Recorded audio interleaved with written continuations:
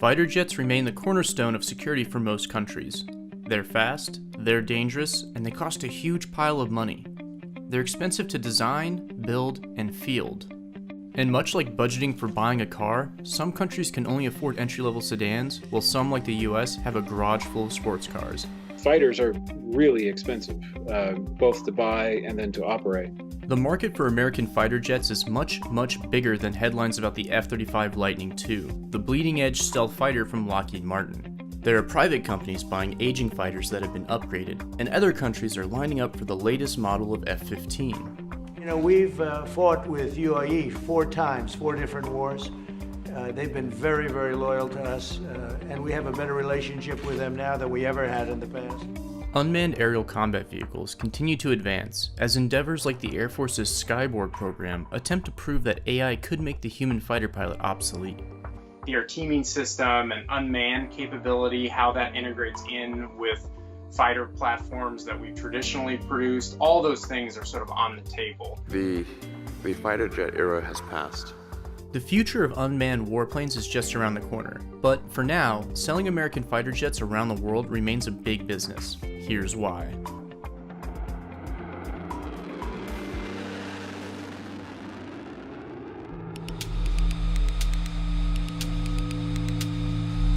The US defense industry wasn't spared from the economic crunch caused by the coronavirus outbreak. So from a sales perspective, we're yet to see any major slowdown, but it's very possible as countries deal with grappling, with the pandemic and the pandemic response, that just defense overall, to include fighter jets, will actually be hit as well. I think even when there's a global pandemic, most countries still put national security as a very high priority. So they're going to want to use the funding that they have available to buy things like fighter jets that they see as very important to their nation's security. And I think very near term, there'll be a focus on not just the platform that's brought forward, but the industrial offering that comes with it. And what does that mean for a country's economy? And what does that mean in terms of the number of jobs that a given company is able to bring forward? Only earlier this week, the French Dassault company announced that it had sold 14 Rafale aircraft to Greece. That is counter to what you would think from a global pandemic, and demonstrates that all countries are interested in defending themselves, and the fault lines within those countries and in groupings certainly have come to the fore as a result of the pandemic. So people are thinking perhaps more strongly about defense than they were before. Some lawmakers did push for domestic fighter jet purchases as part of the CARES Act, and some nations, like India, were delivered French Rafale fighter jets that had been ordered prior to the pandemic. American manufacturers Boeing and Lockheed Martin have continued to compete for sales of their fighters in numerous countries to complement domestic orders from the US government. 5 or so years ago, it was very much being called into question just what the future of the American fighter jet manufacturing would look like. One big reason why the United Arab Emirates signed a historic agreement to normalize relations with Israel, it opened up the country to weapons sales from the United States. Countries like the UAE want stealth aircraft, but a fleet of cutting-edge fighter jets also needs cutting-edge maintenance and repair programs, which could be too expensive for some nations. There's been a resurgence of 4.5 gen fighters, largely because you've seen such an evolution in electronics. According to the 2020 National Defense Authorization Act, the US is planning on buying more than 144 F-15EX fighters in the coming years. That could cost around $23 billion. Other nations such as Finland, India, and Saudi Arabia have plans to buy new fighters to replace aging fleets. Some countries buy new high-end fighters like the F-35 Lightning II or variants of the F-15 Eagle, or they'll purchase Russian aircraft like the Su-30 Flanker. Others buy used fighters, which are older and have seen more use but are usually much cheaper. Government regulations can stem possible sales, and politics plays a role too. When you buy a fighter jet, you're actually kind of buying a relationship with the country that is selling it to you, especially when you buy it from a country like the United States. You are solidifying your relationship, your national security relationship with that country. Technology plays a big factor, Advanced fighters like the F-35 are not available to export to numerous countries because of technology transfer concerns. Other countries such as Russia have exported fighters only to see them reverse engineered by their customer. It's just not very clear what role fighters actually have in a future battle. If it's an engagement with China, there's going to be a really fundamental rethinking about what a fighter actually is. At some point, that will bleed into the export market. Decades ago, the US had several companies producing and selling fighter jets. Among them, Convair produced the F-102 Delta Dagger, Vought produced the F-8 Crusader, and Grumman produced the iconic F-14 Tomcat. Today there are two major producers, Boeing and Lockheed Martin. Both companies work with other aerospace firms to produce their fighters, but since the Cold War ended, there has not been a field of players in the fighter jet arena. But despite only having two companies manufacturing fighters, the US is a major seller for high-end fighter jets that are in operation around the world. Both due to US Air Force and US Navy investments and international investments, there are still two major producers of American fighter jets, Boeing and Lockheed Martin. One of the selling points for the F-35 was the upfront commitment by multiple buyers and military branches in the US to procure the advanced jet. It was sort of envisioned from the very outset as a fighter jet that could be exported to the US, allies, and partner nations. So even from the time it was being developed in like the very early stages, you had countries like the UK, like the Netherlands, who were paying into the development of the F-35 and basically saying, hey, like we're going to buy this, we want to be a part of this program, we're signing up as early customers. With more buyers, the average cost of development went down, as opposed to if each country, or in the case of the US, each military branch, independently procured a 5th-generation stealth fighter. Although the F-35 has had its share of development issues, it has been a successful seller for the consortium led by Lockheed Martin that produces the aircraft. More than 500 F-35s have been delivered to customers around the world, and many more are on order, with more nations showing interest in the versatile Lightning II. The US always has, promised Israel a qualitative military edge, and they are the launch customer, if you will, in the Middle East with the F-35. What we're seeing now, though, is we're seeing peace deals with UAE. We're seeing now Bahrain striking a peace deal with Israel. So now the question becomes, how will the F-35 be sold throughout the Middle East? Older fighters are still aiming for new sales. The Eurofighter Typhoon first flew in 1994, and with recent upgrades it could be flying for decades to come. The Eurofighter is now extremely capable. It's been around for 20 years now, so since the first models.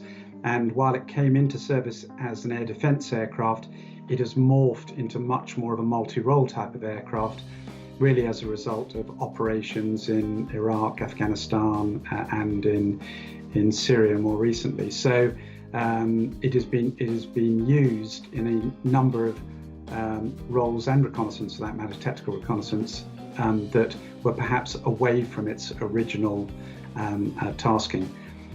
So it is very highly thought of. It's very well liked by its crew. One lower budget option at around 60 million per copy is the Swedish Saab Gripen. The Gripen is also designed for rugged use, making it ideal for countries with smaller defense budgets. And another popular fighter jet is the Rafale, a French fighter jet that costs around 70 million per plane. Buying the fighter jet is only half the equation. A country needs trained pilots to fly and to fight them.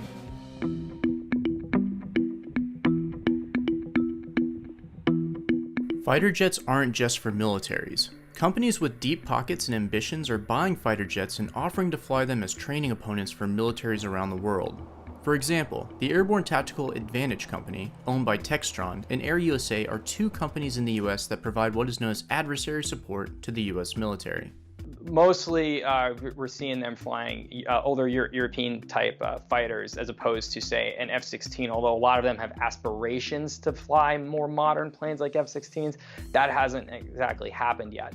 Defense industry reporters at The War Zone unearthed a possible sale of 46 Australian fighters to Air USA. And in 2017, ATAC bought 63 used Mirage F-1s from France to upgrade and use as advanced supersonic adversaries in training. ATAC isn't just a company, It's a hand-picked cadre of former weapons school graduates and instructor pilots who connect with our military aircrew on every level. These companies provide services to the US that help fill in gaps in training capability that the US can't fulfill otherwise.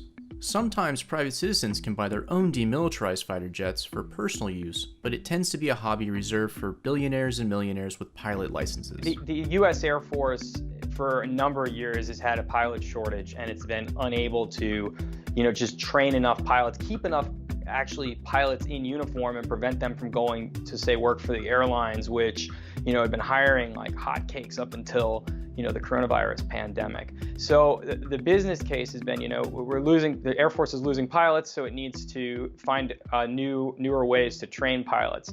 One of the ways they've come up with is using private contractors to fly, who own and fly, secondhand jets. Although the bulk of fighter jet purchases come from nation states, the emerging adversary market proves that fighters can also be used to make a profit in a different domain. It's a big business. The Air Force, it's a hundreds of millions of dollar business because pilots need to be trained in air-to-air combat, and also troops on the ground need to be trained. And these folks flying these private air forces, if you will, can fly around and do things like relay coordinates for targets and such like that, and do simulated strikes for these soldiers who are on the ground practicing calling in those strikes. Just like in any other industry in which it gets introduced, artificial intelligence is poised to cause big disruptions in the aerospace world, replacing some human-piloted fighters with unmanned, or optionally manned fighters, could be a game changer. Developing unmanned combat aerial vehicles could also bring other aerospace companies, like Northrop Grumman, to the table for developing unmanned combat aerial vehicles. I think the concept, particularly with manned and unmanned teaming being a major issue now, is the fact that that balance of how many and what capability a manned aircraft needs when it has lots of loyal wingmen around helping it perhaps do the dirty work and the boring work is an issue. In earlier decades, aerodynamic design ruled the drawing board. Today, computers and composite materials are changing the calculus of the game.